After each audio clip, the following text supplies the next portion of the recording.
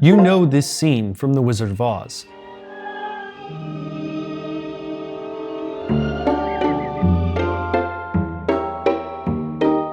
It happens just after Dorothy croons in sepia-toned Kansas, Toto wags his tail, and the house gets caught in a tornado. She travels from a faded film strip to a Technicolor world. But there are 3 things about this scene you might get wrong, and each one helps show the real history of Technicolor. These misconceptions explain what the Technicolor triumph really was, from the technical aspects that made it work, to exactly why it took over the movies, to the way in which the technology shaped the look of the 20th century.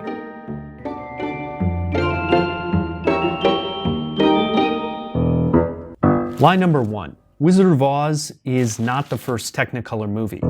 Not even close. You might know that, but a lot of people don't. Come on, Maryland Science Center, you're better than this. Historian Barbara Flukiger has an exhaustive timeline of color in film, from hand-painted film to the first movie filmed in Kinemacolor, A Visit to the Seaside.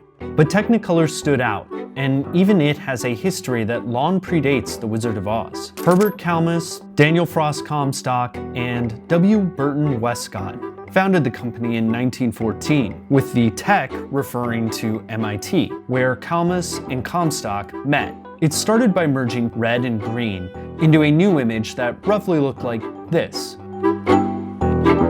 You can see the look in this range of movies from the late 1920s and early 30s. It could do passably well with skin tones, but there's no blue in these dresses for a reason. Blue came into the mix in 1932, when Technicolor added the key 3rd strip. They showed off the process in Walt Disney's Flowers and Trees, a gorgeous animated feature that was a botanist's nightmare. You know, there are evil trees in The Wizard of Oz, too. What do you think you're doing?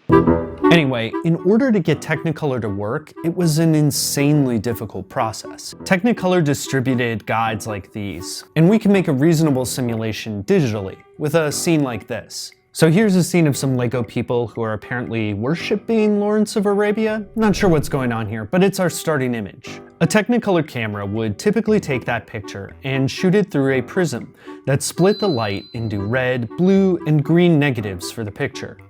These negatives were then flipped into positive matrices, which eventually got soaked with dyes of the complementary colors.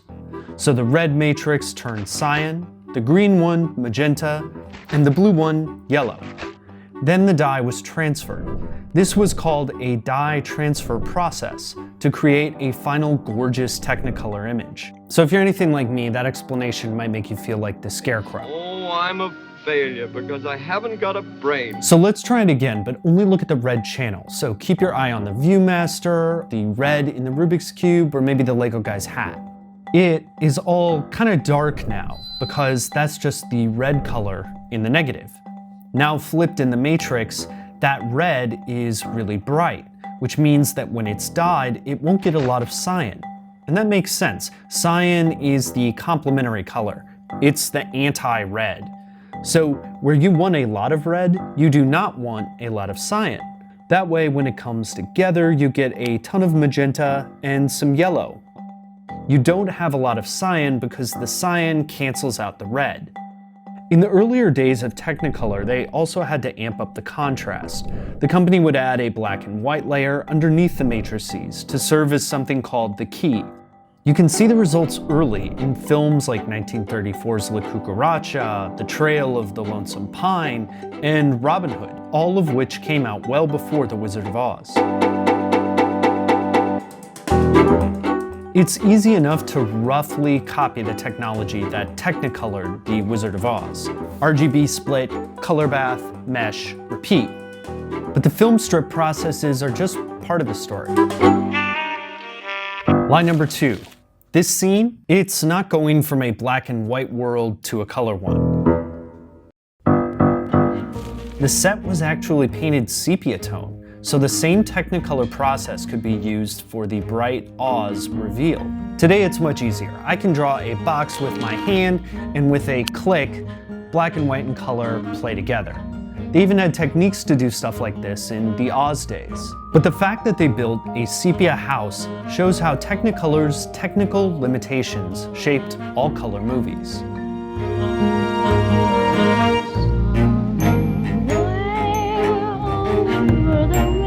This is one of the cameras that was used to film The Wizard of Oz. It weighs 400 to 500 pounds, and these cameras were bigger than ordinary motion picture cameras because they had to run 3 strips of film through them at any given time.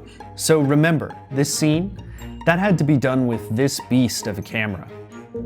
Those 3 strips didn't just require more space, they needed tons of light. That set had to be blazingly overlit to get enough light through to these 3 strips of film. The set was reportedly 100 degrees Fahrenheit at times. Sound was an issue too. It's so loud when you're running 3 strips of film through a camera. So they had to build this blimp around it that's filled with soundproofing material. So when you're making a sound film, you don't get all the sound from the camera throughout the studio there. Technicolor's advantages outweighed its limitations. Its main advantage was the way in which it could capture the tone of a scene. 2 movies made in the same year could have a different look, not just because of the choices made in front of the camera. Technicolor consultants and directors tweaked the palette of the film by adjusting the cyan, magenta, and yellow dyes. The complicated dye transfer process gave Singin in the Rain some of its magenta-hued skin and deep saturated colors. The film and technology weren't the only things that gave Technicolor movies their distinctive look. It also shaped the world that they chose to film. Lie number 3. This isn't the real Dorothy. It's Judy Garland's body double. She wore specially designed clothes and makeup to match the sepia world, so Judy Garland could swoop in the same shot and a blue dress to join Technicolor Oz. These movies and Oz were shaped around Technicolor's abilities from head to toe. The second page that you see here is the part of the script that shows the ruby slippers being unveiled. But what it shows is that there's still silver shoes at this point. But the producers of the film really wanted to show off that Technicolor that they were paying for, so they wanted them to be sparkly ruby slippers that would look good against the yellow brick road.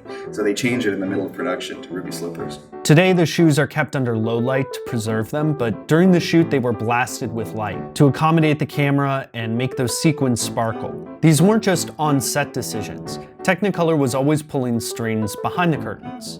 Look at the credits for The Wizard of Oz, and The Trail of the Lonesome Pine, and A Star is Born, and so on and so on.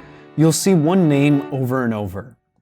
Natalie Kalmus. Once married to Technicolor co-founder Herb Kalmus, she ruled with an iron fist over Technicolor productions for many of the early years. Kalmus had over 300 film credits where she gave Technicolor advice, and sometimes told directors what to do.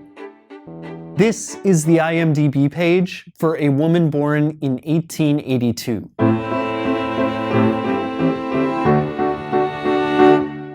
In documents like Color Consciousness, she extended her reach into art. The essay includes aesthetic color theory: red, danger, blood, life, heat; green, nature, outdoors, freedom, freshness. Kalmus's influence was significant, but it's as important as a reflection of Technicolor's power. Technicolor had its own processing facilities and its own camera crew that continued Natalie Kalmus's work after she left the company.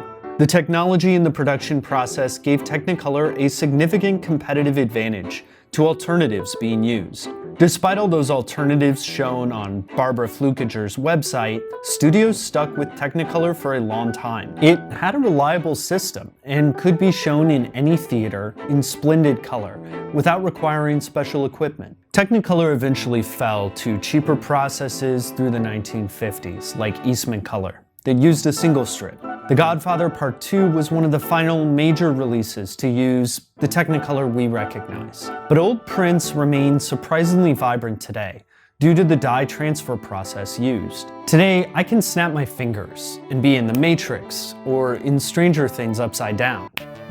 Okay, what are all these dust particles? Is this asbestos? Am I covered in asbestos right now?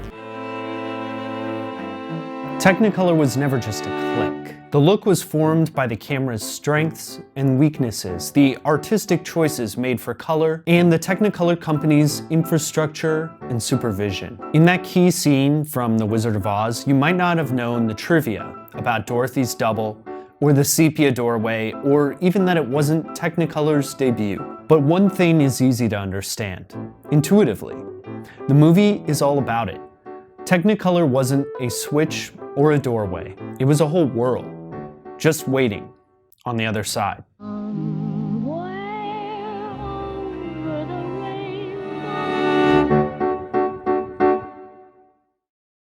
You can nerd out a lot more on Technicolor by checking out Barbara Flukager's website or Eastman House, which was really generous with their time and a lot of the images that you saw in this video. I've linked both of those below. You can see the director's commentary for this video in an additional video that we've made, where I share some behind the scenes info and a few of the details that couldn't quite fit in.